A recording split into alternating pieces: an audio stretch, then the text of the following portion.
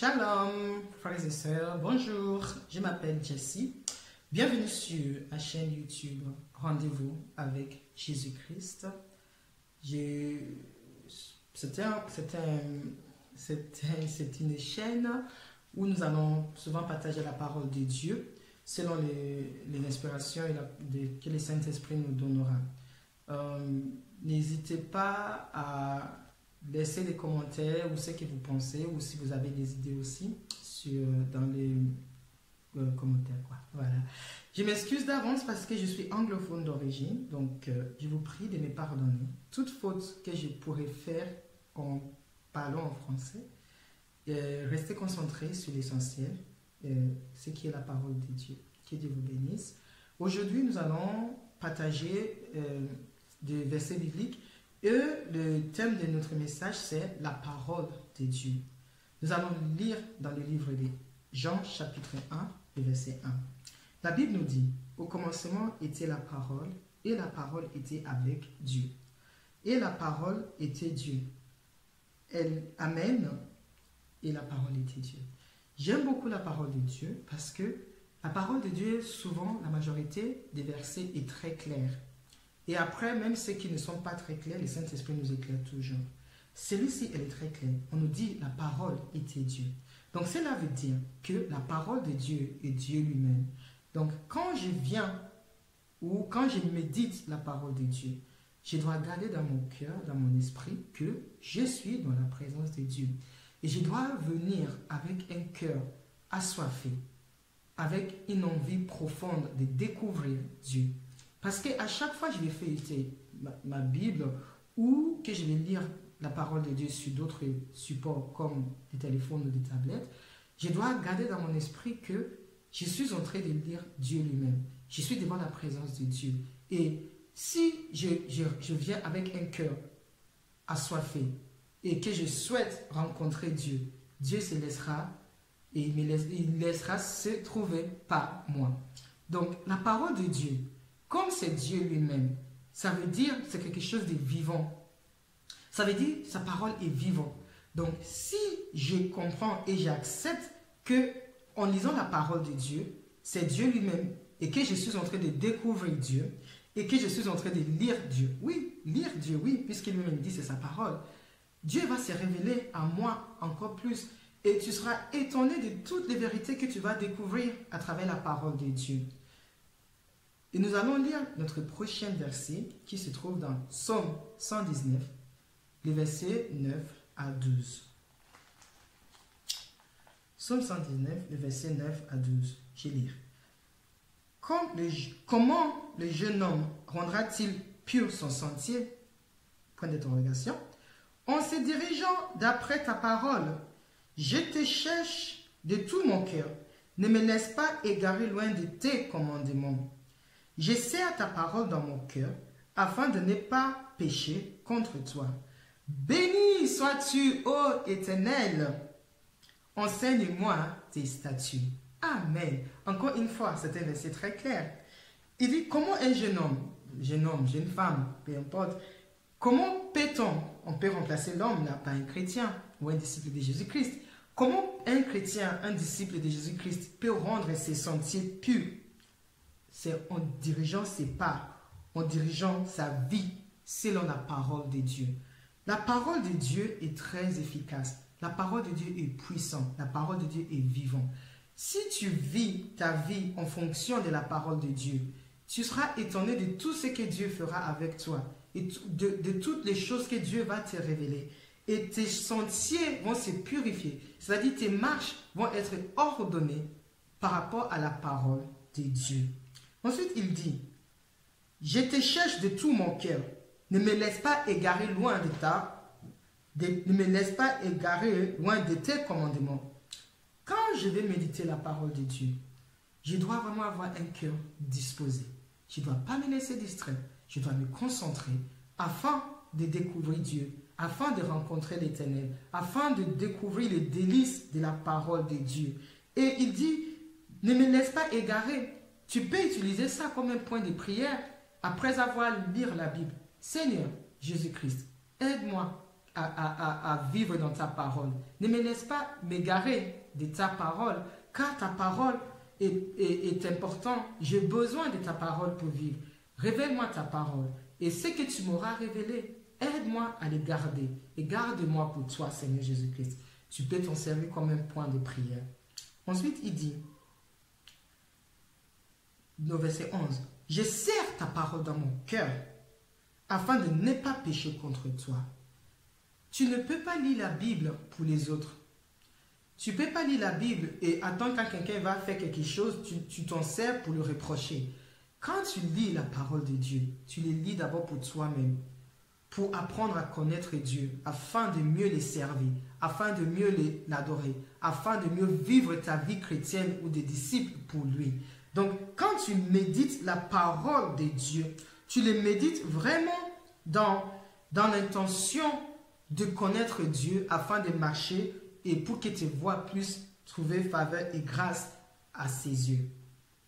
Donc, il dit quelque chose de très important.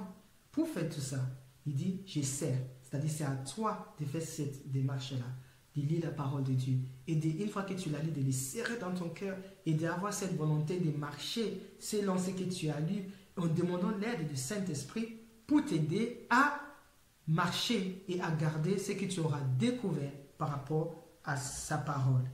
Au verset 12, il dit, et au verset 11 plutôt, on n'a pas fini parce qu'ils disent, pour ne pas pécher contre toi. Donc, si je ne veux pas pécher contre Dieu, il est dans mon intérêt de lire la parole de Dieu d'abord, ensuite de les mettre en pratique. Parce que si je la pratique avec l'aide du Saint-Esprit et la grâce de Dieu, je peux très bien vivre sans pécher contre Dieu en une journée. C'est possible de vivre une journée sans pécher contre Dieu. Si tu prends chaque journée tu prends chaque jour de ta vie, c'est-à-dire juste par journée, il faut même pas, pose pas des questions pour demain, non, vivre d'abord juste aujourd'hui, en faisant attention du matin jusqu'au soir, de bien marcher devant Dieu. C'est possible avec l'aide du Saint-Esprit. Après, il y a des jours, malheureusement, comme la chair parfois fait défaut, qu'on n'y arrive pas. Mais cela ne doit pas te décourager, ni de ton péché à te relever et à continuer ta marche. Tout en tu te repentis bien sûr, et tu fais en sorte de ne pas retourner dans ces péchés duquel tu t'es repenti. Et la parole de Dieu justement est là pour nous donner la force de vivre et de vivre au-dessus du péché. Parce que Jésus-Christ a condamné les péchés. Il a effacé ça. Donc il t'a donné la force et sa parole pour vivre au-dessus. Alléluia. Et après nous voyons quoi au verset 12? Béni sois-tu, ô Éternel, enseigne-moi tes statuts. Ça c'était juste un louange à Dieu pour dire je t'ai béni, et il lui demande de lui enseigner sa parole. Comme Dieu a dit dans sa parole que c'est lui qui écrira ses lois dans notre cœur. Lui seul peut te révéler lui-même qui est sa parole. Donc, c'est retourner vers Dieu pour lui demander de t'ouvrir les yeux pour comprendre sa parole. C'est quelque chose de normal, puisque c'est ton Père céleste. Et lui seul, à part son esprit, peut t'éclairer dans sa parole. Amen.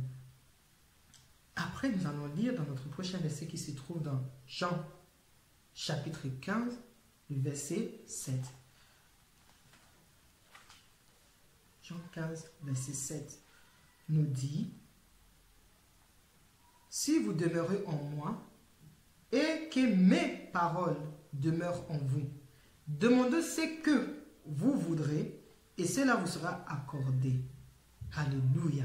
Encore un verset très clair. Il dit, si je demeure, si je demeure dans la parole de Dieu et que la parole de Dieu demeure en moi, demandez ce que je veux et le Seigneur va me l'accorder.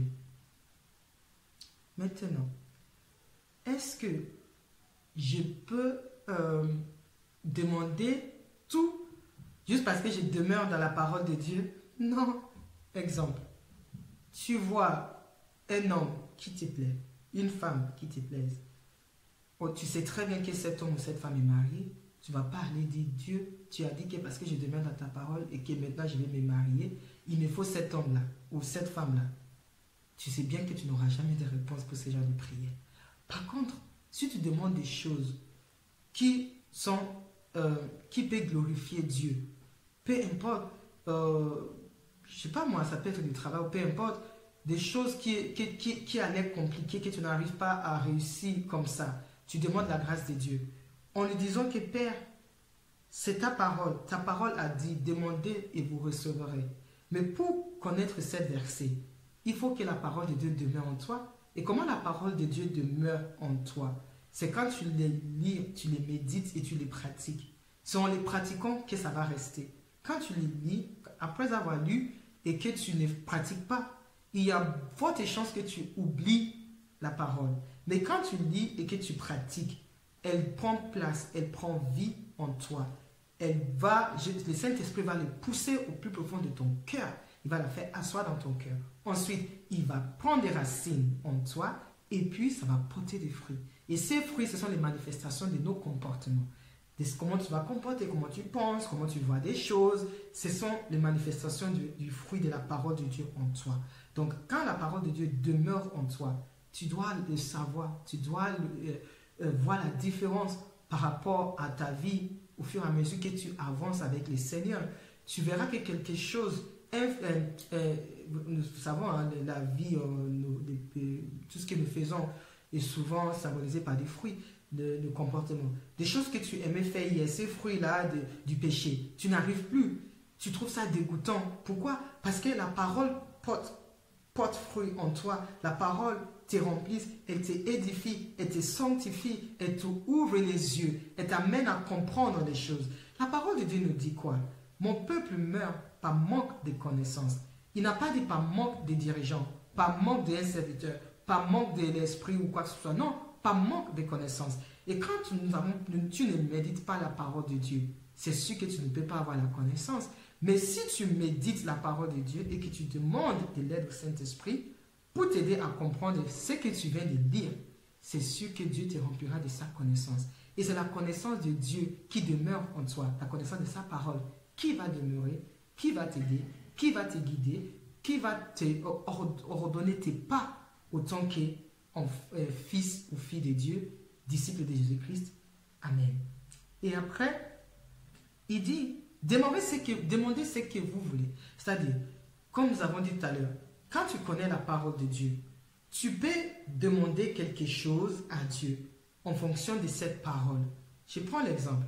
Comme c'est écrit dans la Bible que les enfants d'Israël, les femmes israélites, avant qu'ils aient accouché plutôt, avant qu'ils aient travaillé, ils avaient déjà accouché. Et les jours que j'ai lu ce verset, ça m'avait profondément touché. J'ai reçu la connaissance et la révélation de cette parole. Je me suis dit, ça c'est un verset que je peux m'appliquer. Et quand j'étais enceinte, à chaque fois que j'étais enceinte, dès que j'étais au courant que j'étais enceinte, jusqu'au jour de mon accouchement, j'avais pour habitude de réciter ce verset en disant, Seigneur Jésus-Christ, il est écrit dans ta parole que les femmes hébreux, avant qu'ils aient travaillé, ils avaient accouché. Par l'alliance que j'ai dans le sang de Jésus-Christ, je suis par l'alliance une israélite aussi, je suis un hébreu, je suis ta fille. J'ai droit à cette bénédiction, j'ai droit à cet assouplissement d'accouchement. Accorde-moi grâce que quand j'irai accoucher, que même avant que j'aie travaillé, que j'accouche, et dispose à mon égard des sages-femmes qui connaissent très bien leur travail et que tout ce moment se passe bien. Et je peux vous dire, bien aimé, ça a toujours bien passé. Et j'avais la foi dans ces paroles. Je ne me contentais pas de juste réciter ça. Ça ne sert à rien de réciter si tu n'y crois pas. J'ai croyé et j'ai cru et je crois toujours, même pour d'autres personnes. Donc, ça m'arrive d'en partager aussi avec d'autres personnes. Il y a une sœur avec qui j'ai partagé et elle a fait ça et elle a vécu la même expérience. Donc, il est important de connaître la parole de Dieu pour soi-même d'abord. Comme ça, quand tu vas prier pour certains versets, tu sais, pour certaines situations, quand tu connais des versets bibliques pour cette situation précise, croyez-moi bien aimé, tes prières, ils seront 2 fois ou 1 million de fois ou 1 milliard de fois plus efficaces. Parce que c'est comme si tu prenais la parole de Dieu qui est Dieu lui-même et tu te présentais devant Dieu, tu lui disais, Père, ça c'est ta parole. Tu m'as dit ça, tu as dit et je crois parce que tu es vivant et que ta parole est vivante et que c'est possible. Et tu verras les résultats de ta prière et comment ça sera efficace. Parce que la parole de Dieu ne peut pas renier lui-même. Et comme Dieu, la parole de Dieu, c'est Dieu lui-même, donc il ne peut pas le renier. Alléluia. Donc notre prochain verset se trouve dans 2 Timothée 3, les versets 16 à 17. 2 Timothée 3, les versets 16 à 17. Je lis. Alors, il dit, toute écriture est inspirée de Dieu et utile pour enseigner, pour convaincre, pour corriger, pour instruire dans la justice, afin que l'homme de Dieu soit accompli et propre à toute bonne œuvre. Alléluia. Amen. Tu peux faire beaucoup, non, avant même de dire tu peux faire, beaucoup aujourd'hui nous dit, ce n'est pas Dieu qui a écrit la Bible, c'est les hommes qui ont écrit la Bible, etc. Ben oui, évidemment que c'est les mains des hommes, avec des plumes, ou aujourd'hui avec des stylos, de la machine, de l'ordinateur, qui impriment la Bible. Mais la parole de Dieu nous dit, ça a été inspiré par Dieu lui-même. Ça a été inspiré, c'est Dieu lui-même qui a inspiré ça. Et donc, quand les gens disent ça, il ne faut pas les croire. C'est parce que, déjà, quand quelqu'un parle comme ça, je te conseillerais de ne même pas faire des échanges d'arguments, parce que ça ne sert à rien. Ça montre que cette personne ne connaît pas Dieu. Tu peux peut-être lui prêcher l'amour de Jésus-Christ pour lui ramener son cœur, mais n'essaie pas d'avoir raison, parce que tu ne peux pas avoir raison. Parce que tu ne peux pas connaître Dieu et avoir des arguments pareils. Donc ça déjà, ça montre que cette personne ne connaît pas Dieu. Donc tu peux essayer d'autres approches pour essayer de gagner cette âme par l'aide du Saint-Esprit au Seigneur Jésus-Christ. Donc il est clair que c'est Dieu qui a inspiré chaque parole plutôt qui est écrite dans sa parole pour nous instruire, pour nous guider, pour nous aider à marcher droit devant lui, pour faire de nous des hommes et des femmes de Dieu accomplis et propres, pour nous convaincre, pour nous corriger. Donc la parole de Dieu est là pour faire de bonnes œuvres pour Dieu. Il vaut mieux connaître la parole de Dieu afin de le faire de manière à ce que cela puisse aussi te bénir et aussi surtout glorifier Dieu. Nous avons l'exemple de cet homme de Dieu dans la Bible qui a voulu aider Dieu en voulant tenir l'arche de l'Éternel pour que ça ne tombe pas de l'animal sur laquelle, la vache sur laquelle il était posé. Mais la Bible nous dit, il est mort sur le champ, il a été embrasé par le feu. Pourquoi? Parce qu'il a voulu poser une bonne action sans connaissance. Donc, pratiquer de bonnes œuvres en connaissant Dieu, c'est encore mieux. Et la parole de Dieu est là pour nous aider à faire ce qu'il faut, afin que surtout que Dieu soit toujours glorifié. C'est ce qui va t'aider à faire de bonnes œuvres pour Dieu et que tu ne vas pas t'enorgueillir, tu ne vas pas prendre l'orgueil, parce que tu sais que la parole de Dieu nous dit, Dieu résiste aux orgueilleux et il fait grâce aux humbles. Donc, que Dieu vous bénisse pour avoir passé un moment avec moi dans la parole de Dieu. N'oubliez pas de liker, commenter et partager cette vidéo et vous abonner sur ma chaîne afin d'être au courant pour d'autres vidéos qui nous seront postées. Que Dieu vous bénisse et à bientôt. Au revoir.